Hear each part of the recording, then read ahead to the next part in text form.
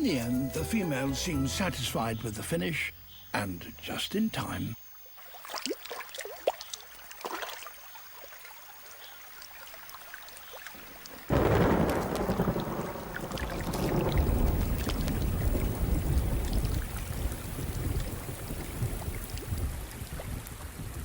It might look as if he has been banished into the rain, but in fact they're a great team. They share the incubation, 12 hours on, 12 hours off, for the next 3 weeks.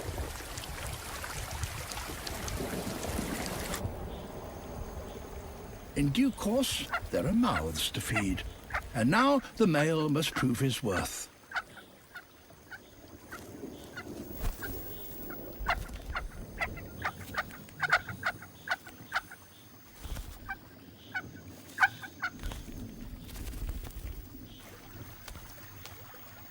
Worms are a good start, and he's doing well. But the chicks are insatiable.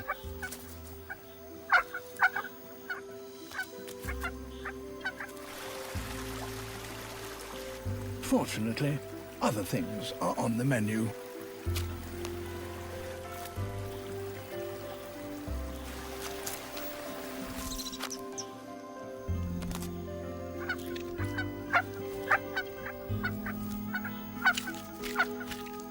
He might be a poor nest builder,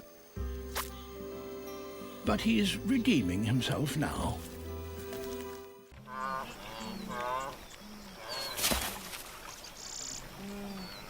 If undisturbed, wildebeest can drink 8 litres in a single session.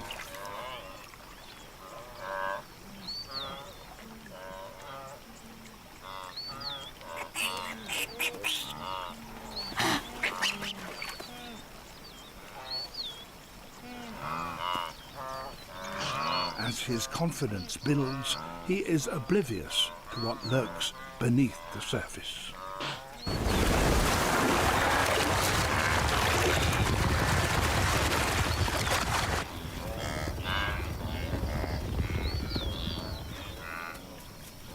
The herd is bewildered.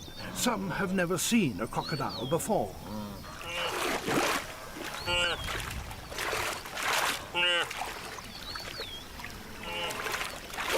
Even as the full horror unfurls, there is great confusion about just what is going on.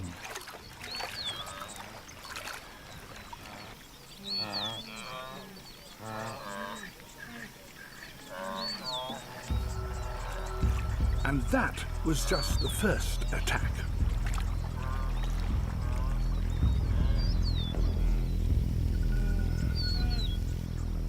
"300 hungry crocodiles live in the Grumeti River.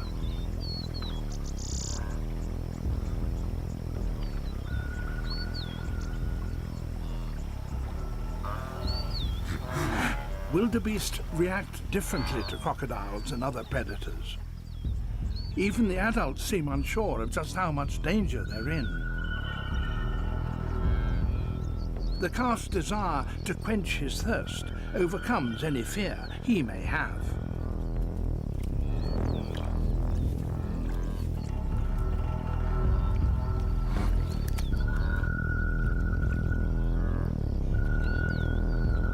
The crocodiles maneuver around them with surprising ease.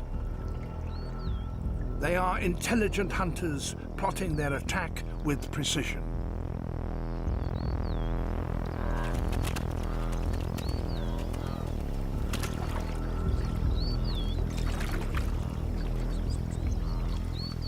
A strike can happen at any time.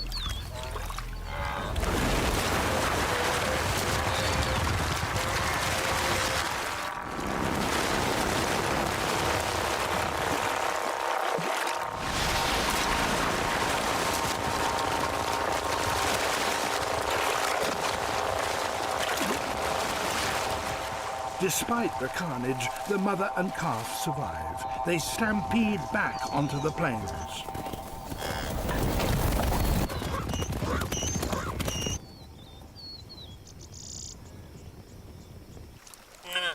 For the baboons, it's more like a spectator sport.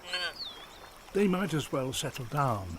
A single croc can take some time to overpower its victim.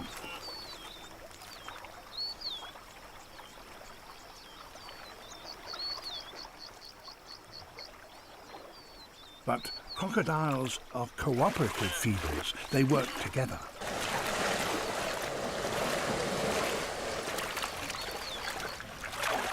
The death roll breaks the prey into bite-sized chunks. But aggression can spill over.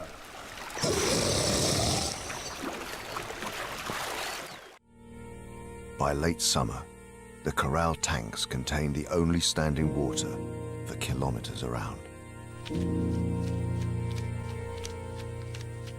The canyon's more mobile insects are drawn to this one last oasis.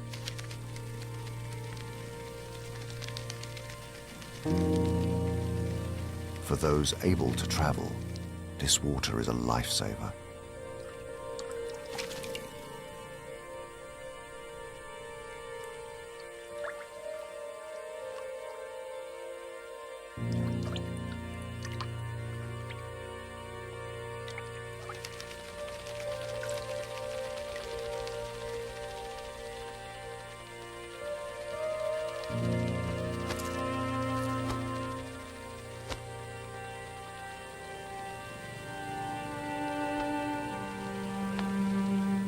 Bees and wasps can carry the water back to their distant nests. But this tiny pool of water lies just beyond the boundary of the corral colony's territory. With no end in sight, such desperate times call for desperate measures. As the search widens, a small group of corral workers head towards the trough. This is unfamiliar ground for them, and they are heading toward disaster. Near the trough, they stumble across other honey ants, and then a nest entrance. It's only 40 meters from the corral colony, but that's been enough to keep these two nests in mutual ignorance for all these years. These new honey ants are unlike any the corral workers have encountered before. They are big and aggressive. Instead of backing down, they meet the challenge head-on, and the encounter begins to escalate. For the first time in its history, the corral colony may have met its match. Sensing the worst, the corral workers begin to fall back towards their own nest. The trough workers go on the offensive.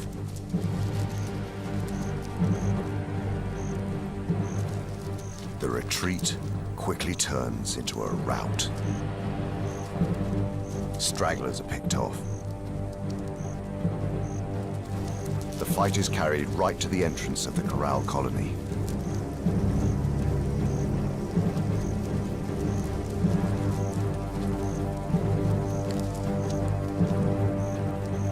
Even here on their own doorstep, they can't hold their ground.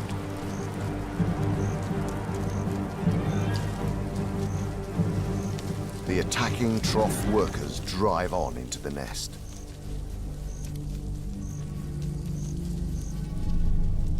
As news of the attack reaches the corral queen, she withdraws to the deepest chambers, her entourage of nurses in tow, carrying the valuable brood.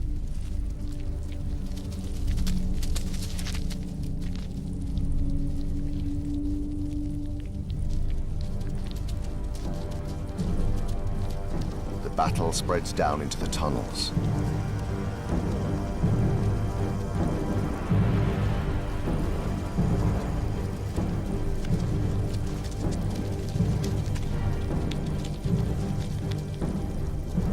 Slowly, inexorably, it spreads down through the shafts towards the deeper part of the nest.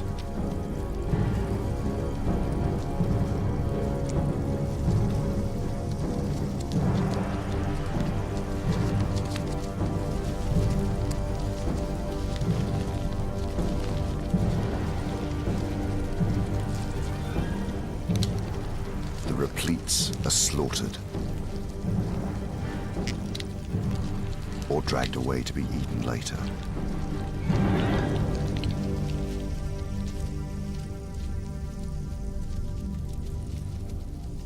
Some dead workers are carried off for processing.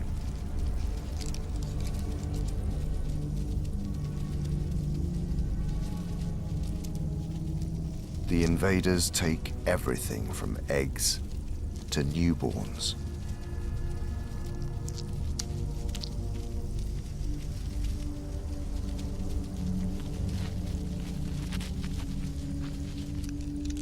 Many are eaten where they fall.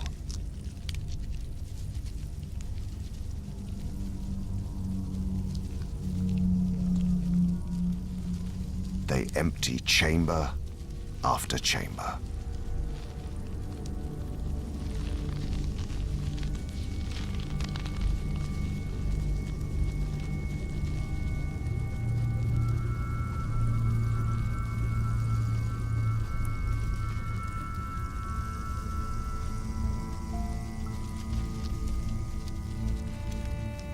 Finally, the invaders overcome the last resistance and break through into the royal bunker. The Corral Queen and her broods are trapped and completely helpless.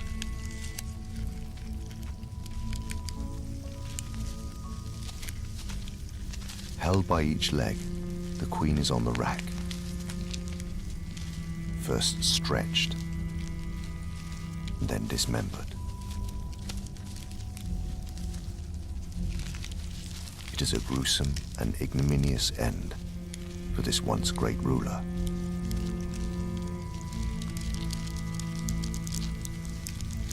In just a few hours, the Corral colony has been annihilated. The nest emptied.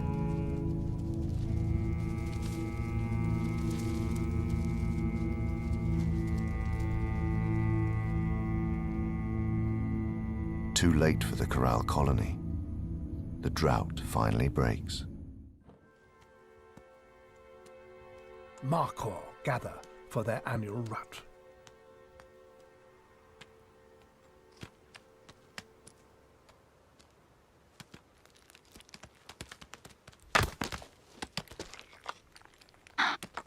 Males must fight for the right to breed, but on these sheer cliffs, any slip by either animal could be fatal.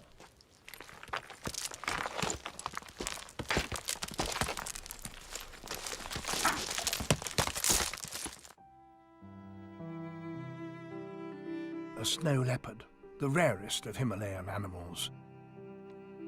It's a female returning to her lair.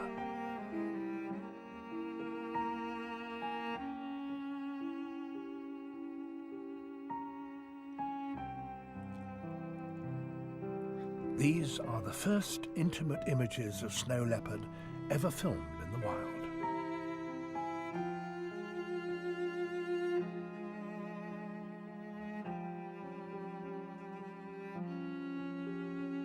She greets her one-year-old cub.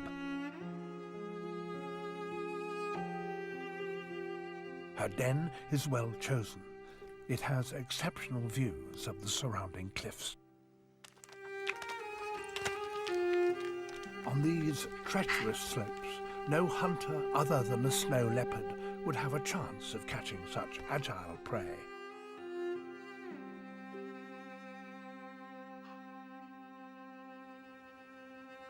A female with young makes an easier target.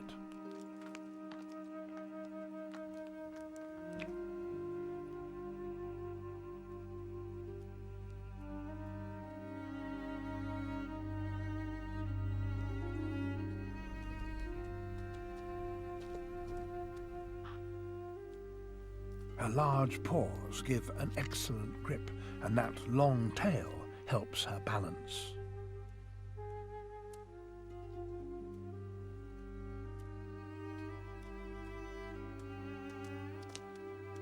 Silently, she positions herself above her prey.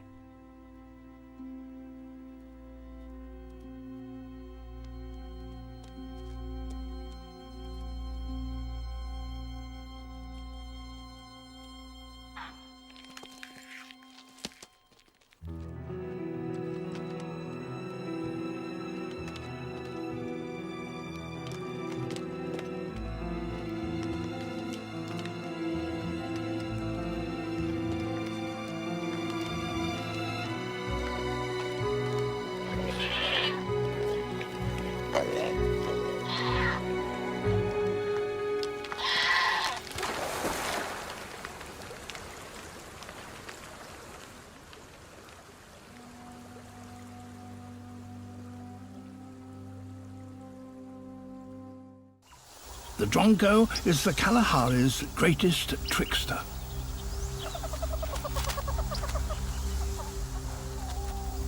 And these are his victims. A family of meerkats, desert specialists.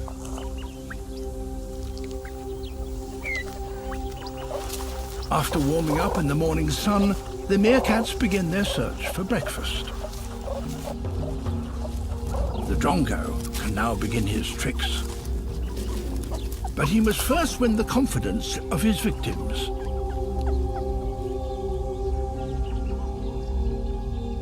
He spots an eagle on the hunt and sounds a warning. One that sends the meerkats gratefully scurrying to safety.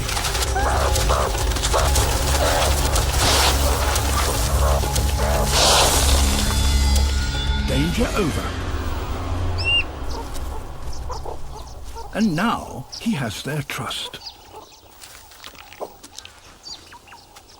He sounds another warning. But this time it's a false alarm. Thank you very much.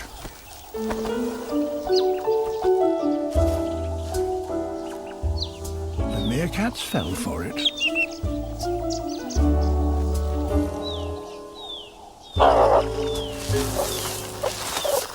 This all seems too easy. He tries the same trick again.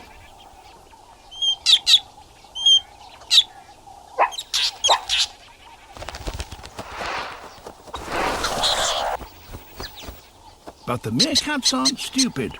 They'll only fall for it once.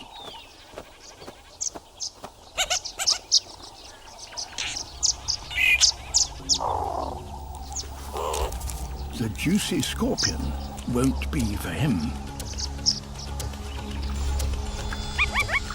Then, suddenly, the sound of a sentry's warning.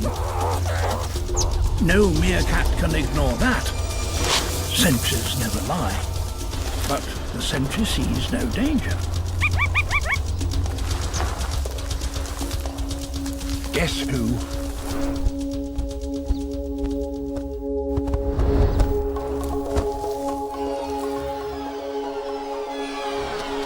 Of course, it's the Drongo. He's learned to mimic the meerkat's own warning call. And now he can enjoy his prize. A gang of meerkats, outsmarted by a bird.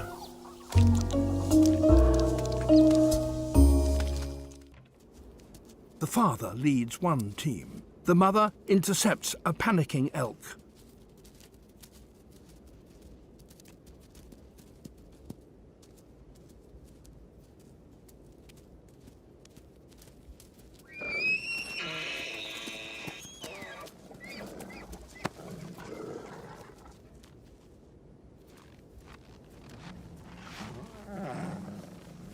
They all share the spoils.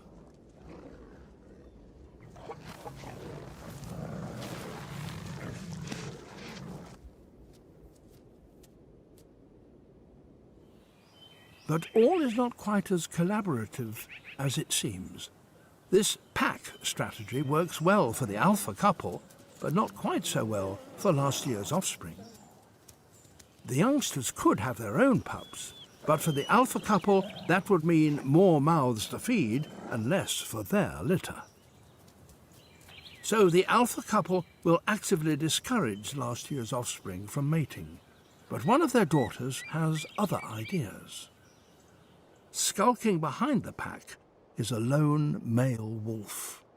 He has no territory of his own, but follows the family, scavenging leftovers and looking for opportunities. He spotted one, the young daughter.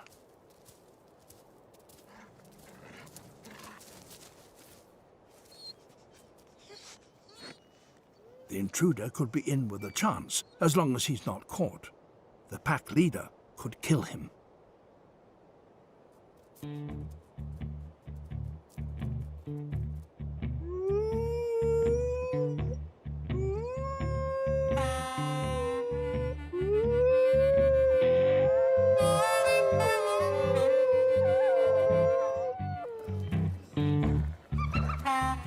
While the pack is distracted by a bison, the temptation for the young female is too great, and she sneaks away to join the mysterious stranger. It's risky, but it could be her only chance to get close to a potential mate.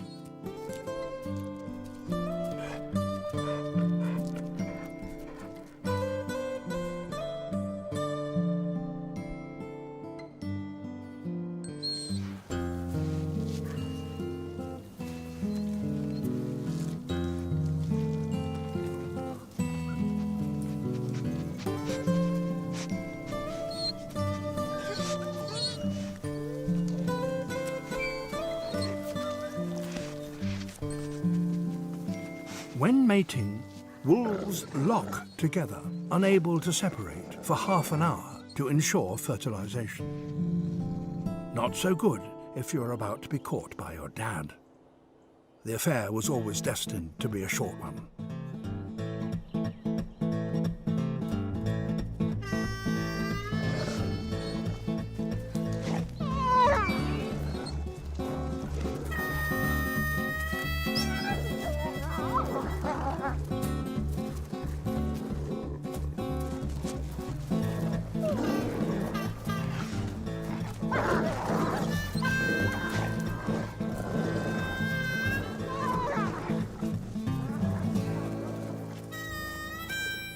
After a painful separation, her new mate is chased away with his tail between his legs.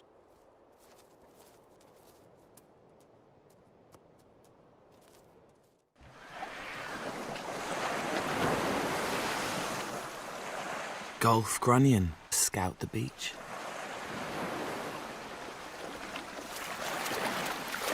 Then, in their hundreds, females surf in on the waves, shadowed by eager males. They are here to spawn. But it's not going to be easy. Each female tries to propel herself as high up the beach as she can, to lay just beyond the reach of the waves.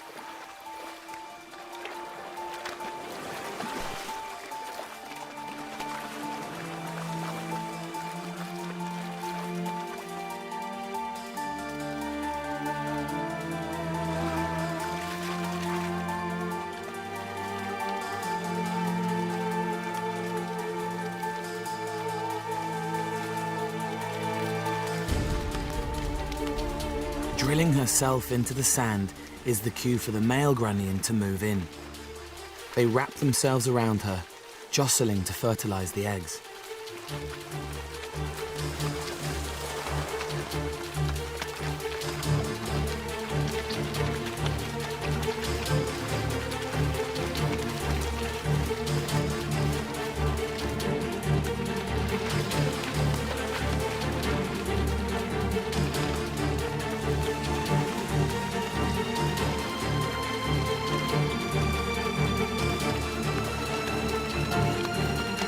In the frenzy, many eggs are dislodged.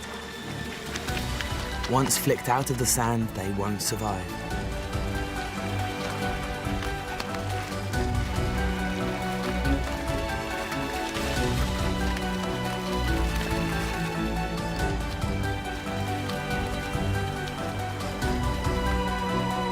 Although these fish out of water might seem vulnerable, the mass of flickering bodies confuses predators.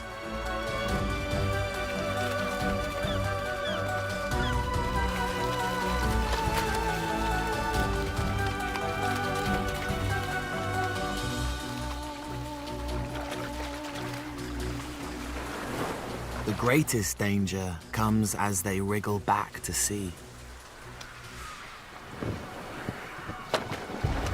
This is the moment the pelicans have been waiting for.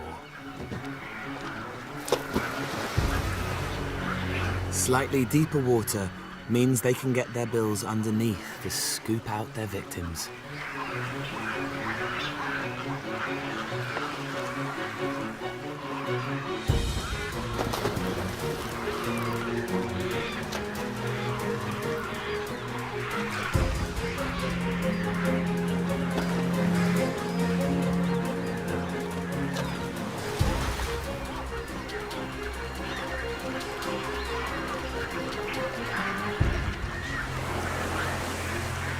This female runs the gauntlet and makes it through. Her eggs will develop quickly in the warm desert sand and be ready to hatch in 2 weeks on the next spring tide.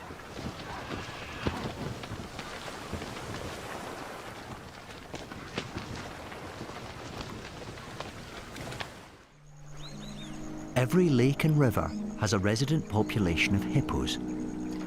They too are social creatures, but they are also territorial.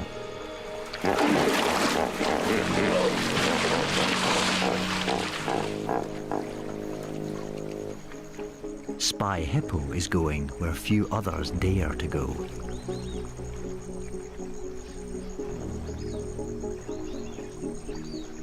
He needs to be cautious.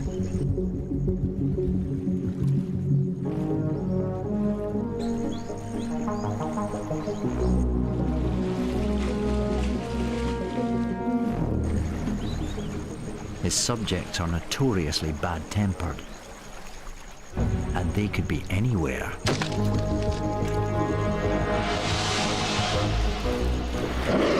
It's never a good idea to get on their wrong side.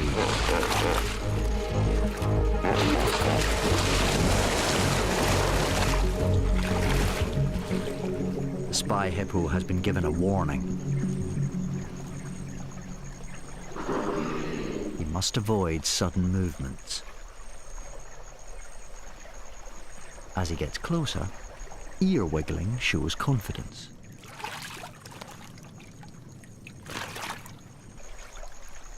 Facing one of Africa's most dangerous animals, Spy Hippo must hold his ground. The pod is made up of females looked over by a single male. Fortunately, females are less aggressive. Spy Hippo is already capturing some of the closest views that have ever been seen.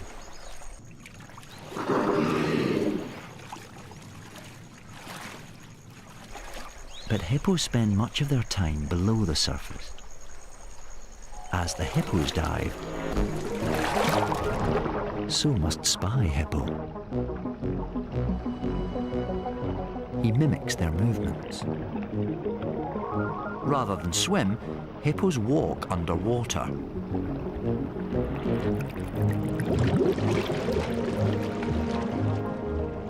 Through the murk, Spy Hippo glimpses an extraordinary sight. Fish are shadowing the hippo's every move. These are barbs. They usually feed on the riverbed, but when the hippos appear, they shoal around them.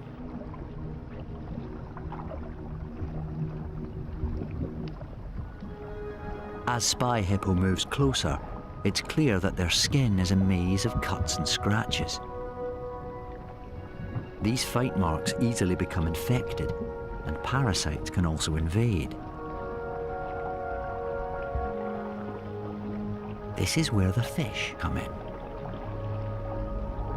Together, they set up an underwater clinic with the hippos as willing patients.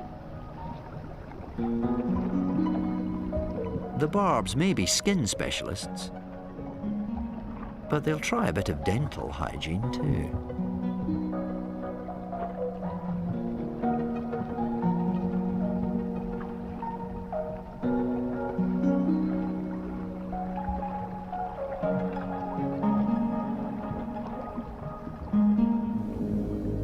After having a full body treatment, the hippos seem to enter a trance.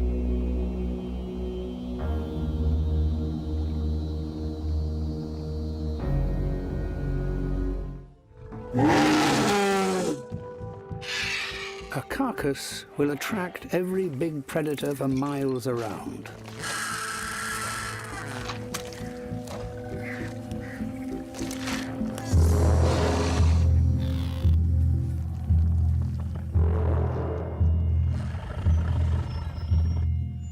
A male Majungasaurus attracted to the feast. It is more than capable of challenging for the carcass.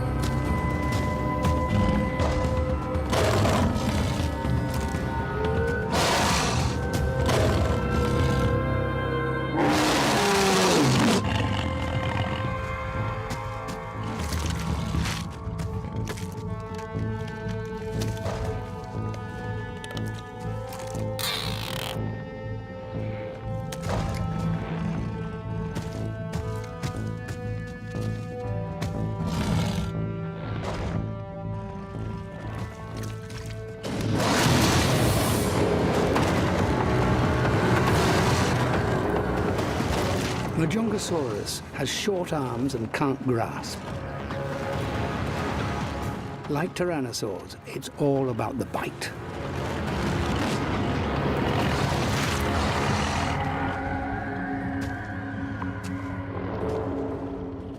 The shape of Majungasaurus' skull and teeth suggests a very different biting style to the flesh-tearing dinosaurs. With a broad, short and muscular skull, it was a dino better adapted to biting and gripping rather than slashing its prey.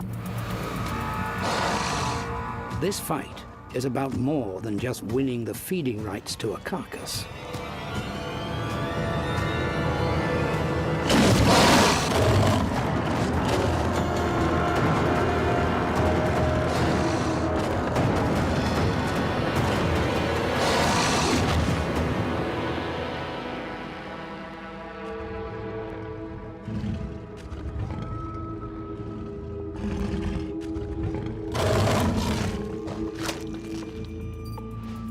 When the bite marks on the mauled Majungasaurus remains were studied more closely,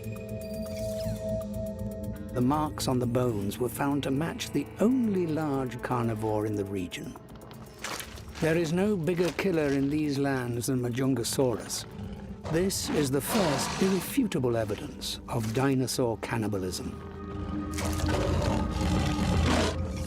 It might seem shocking, but it's a behavior that clearly shows the most successful killers will exploit any situation to their maximum advantage. Hunting on land, Spinosaurus is also forced into direct competition with any large predators living in the same environment.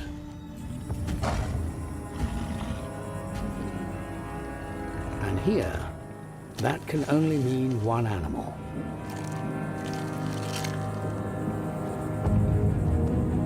Carcharodontosaurus.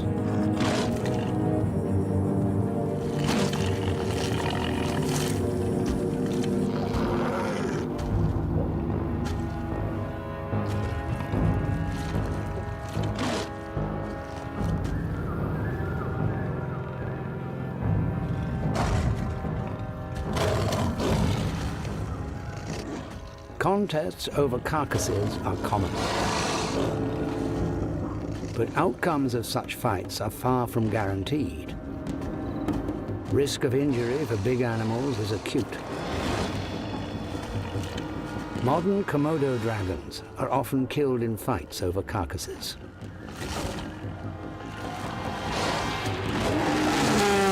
More than 3 meters longer, Spinosaurus has size and power on its side.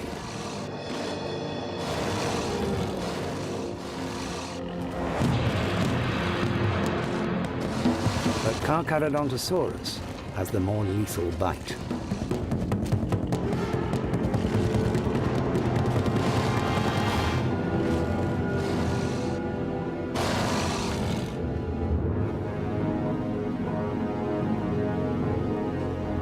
This time, the Spinosaurus triumphed. But the balance of power between these two deadly killers is a precarious one.